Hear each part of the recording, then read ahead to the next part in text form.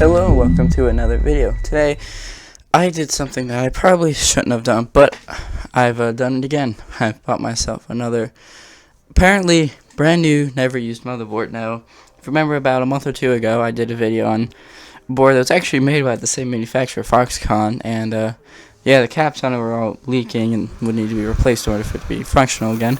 Still haven't gotten around to that, but this is apparently a brand new board as well from Foxconn. It is the Digital Life ELA, and according to the stickers or the labels down here, that it has a Core 2 Duo and Core 2 Quad support and Crossfire support. So we're going to unbox this and let's test this and see if it works.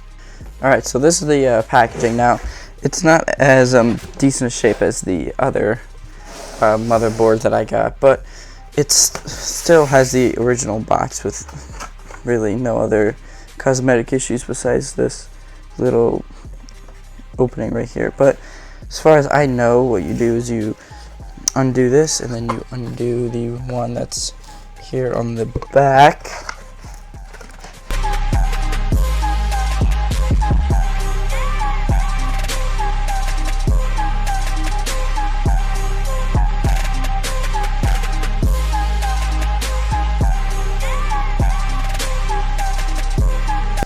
Coming closer to the camera. I might hit the tripod. Oh, I hit the tripod. Okay, whatever. So this is the box here, and I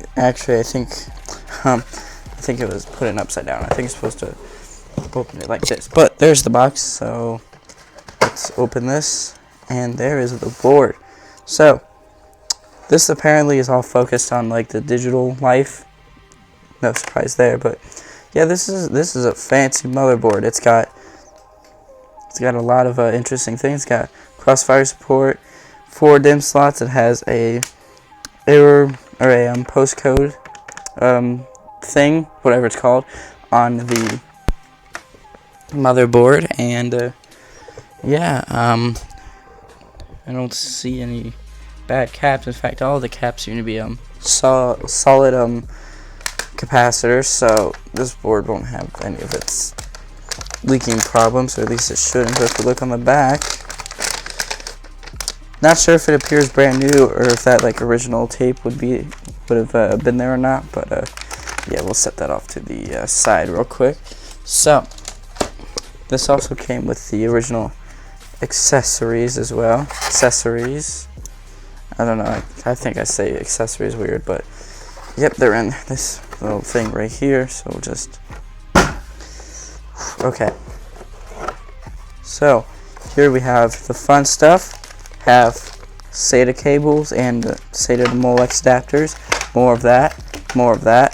Have a USB, external USB like backplate thing. The other motherboard also came with that.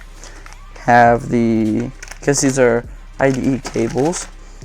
Another adapter. Have the very colorful I/O shield right here. Then we have the I guess the motherboard drivers, and we have the manual right here and the install guide. Smells new, so I assume that most of the stuff is brand new. At least these things here have never been opened, and I do apologize. If I don't know if you can notice it or not, but sometimes I take a little bit between each sentence. That's because I think I'm still sick. I'm not really sure what's wrong with me. But let's get the motherboard back out here, because the accessories are not what interests me right now. It is the motherboard. Alright, so this supports LGA 775, so you're gonna have to get an LGA 775 CPU. Don't know which CPU it has supports, but hopefully I can I hope I have one. I mean, I have everything ranging from Pentium 4s to Core 2 quads, so I should have no problem finding a CPU that works. Come on, please just come up normally. Smells new. Okay, that works. So that might have been the original tape.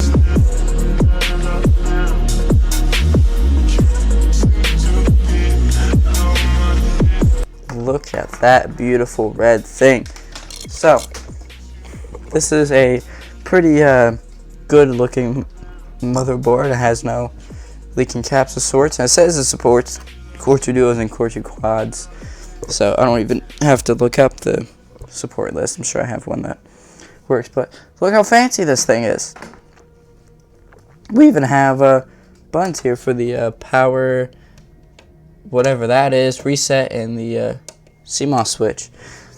So let's go over the motherboard real quick. So right here we have the CPU socket, VRM heatsink, and here we have 3 PCI Express X16 slots, 2 PCI Express X1 slots, 2 PCI slots, chipset heat.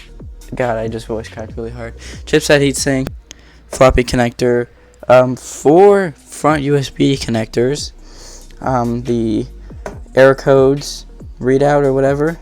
Then we have the 3 buttons for power reset and CMOS switch.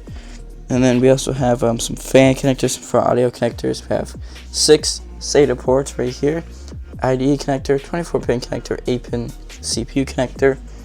And then for the I/O, we have PS2. I don't know why it's only one color. Perhaps, I'm sure it would work with both kinds of PS2, either keyboard or mouse, but have 6 USB 2.0 ports. We have 2 different audio out connectors. I believe that is a FireWire connector, and then there's another FireWire connector, 2 eSATA, and then the audio connectors. Apparently this has like superior audio or whatever. But yeah, so I'm gonna get a CPU in this, get some RAM, and I'll probably get a video card, especially since this doesn't have external outputs. But yeah, let's put together a somewhat decent system to test this with. And I just bumped the tripod. Nice. Alright, so here's the monstrosity that we've set up here. So this has a so I put in a Intel E8500 CPU.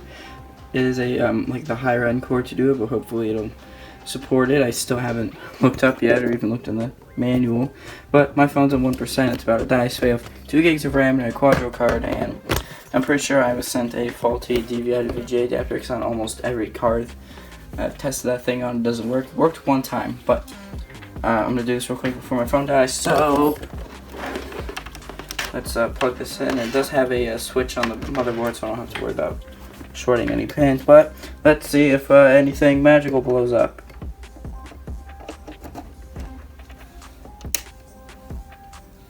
We've got a light.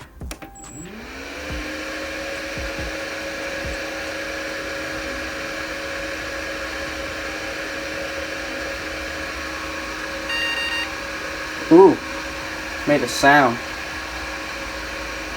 I'm gonna try a different card real quick, and because maybe my adapter just isn't gonna work. So I'll try a PCI card that I have. I doubt maybe it'll boot on a PCI card. Alright, so I managed to get my DVI cable from my monitor to reach to my quadro card, so now we can test this and see if it works. I think I just flipped it off. Yeah, I did. Cool. Okay. So let's flip it back on and power button.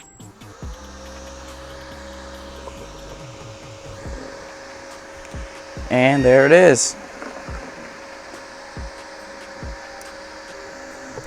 Right there. So it's complaining about the keyboard and the CMOS settings, but I assume since this is the first time it's ever been booted up, it's probably the battery's probably long dead. But let me get a keyboard and then I'll be right back. Alright, so let's power the system on. I have my keyboard attached, so let's turn it back on.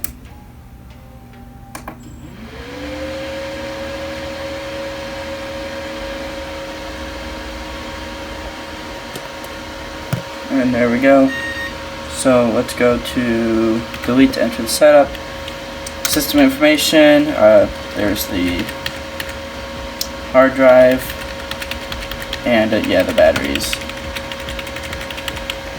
Basically set to the beginning of time. So the capabilities, I might actually, I don't know if the P45 chipset has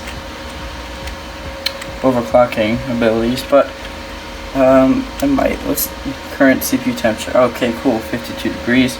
That's great. That's because it's using an AMD cooler on it. If you did not notice, oh, it does have an overclocker. I think. I don't know if this is an overclocker or not, but oh no, it is. It is nice. So let's just save changes, exit, and I do have my test drive plugged into it, so we'll try and boot into Windows 10. Press F1 to skip warning. I think it was complaining about the mouse, but let's see if it'll boot into Windows 10, because that's what I have installed on it. Yep, there we go. So it's gonna take a while probably because it has to get all new drivers on it and stuff. So yeah, it's gonna take a bit even off of a SATA 2 or SATA 3 SSD. All right, there we go. So I think this motherboard is officially working. So if we just go to I guess we go to about your PC. We just go here. Yep, Core Duo, 2 gigs of RAM, everything is available, so we'll just shut it down.